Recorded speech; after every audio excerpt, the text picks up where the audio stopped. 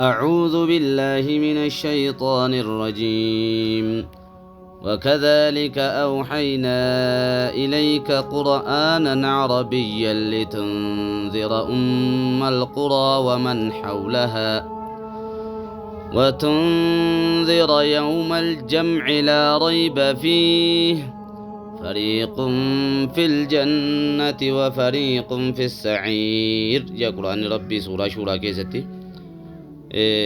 maal jaa seetan quraanni kun akkuma nabiyyoota duraaniitti beeksisa goonee erginee jennetti sittillee yaa Muhammad beeksisa goone qur'aana adda baasaa tahee je'e kanaan kanayyi beeksisa sitti goone maaliif jennaan akkati ittiin warra makkaa kana sodaachiftu akkati warra makkaa kana guyyaan boruu jabina guyyaa boruu sana waan nama eeggatu sana itti himtee sodaachiftee sodaatanii guyyaa sanaaf qophaa'anu.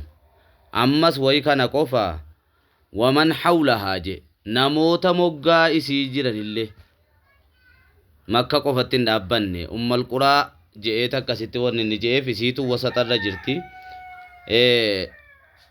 Ammas immoo awwala bayti wudi'a linnaasidha. awwala jechaadha mana ibaadaa fachi argamee ijaarameeti kaayameeti. Kanaaf waman hawlahaan sharqan wa garban bahaa fi dhihaa fi kaabaa fi kibbaanis warra jiranus akka ittiin dinniintuuf jecha je namni kun bakka lamatti ba'a. Gariin ka garee jannataati, gariin ka warra ibiddaati. Kanaafuu warra jannataa rabbi nu haa godhu. Ammoo wanni nin kana fideef jara keenya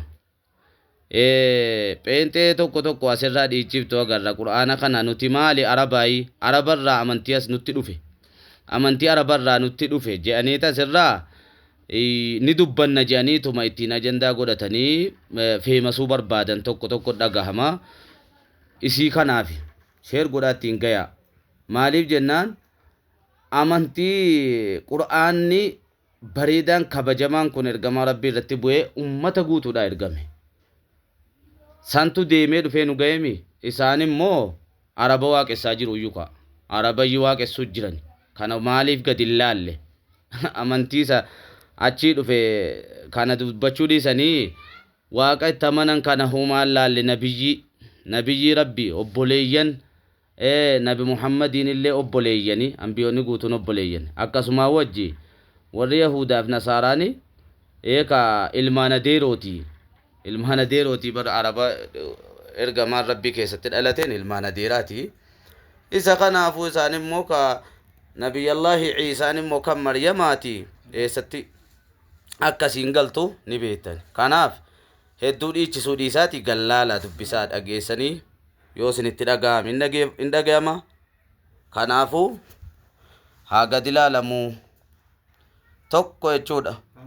Kitaabni keessanis afaan ammas hin dubbataa jirtan kanaan ka dhufe hin jiru. Nabiyyii hunda rabbiin afaanuma isaanii afaanuma biyyanni keessa dhalateetiin ergee ammoo qur'aanni adda baasaa waa hundaati bakkitti wallaalamu hin jiru.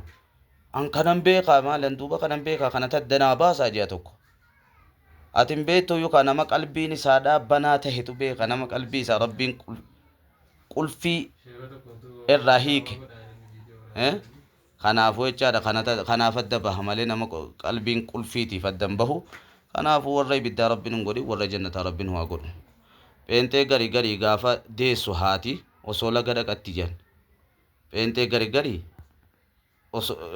wanna edda teessee pheenxee garii garaatti baattee deessu osoo laga dhaqatti garuu immoo baga deesse gaggaarii namaa cocollee namaatu keessa jira kan qaceelee kunoo karaa rabbiin agarsiisee dhugaadhaaf qalbii isaa banetu keessa jira. Maasha Allah rabbi sin haa qaceelchu walumaanuu karaa qaceelloo irratti rabbiin haa tiksu.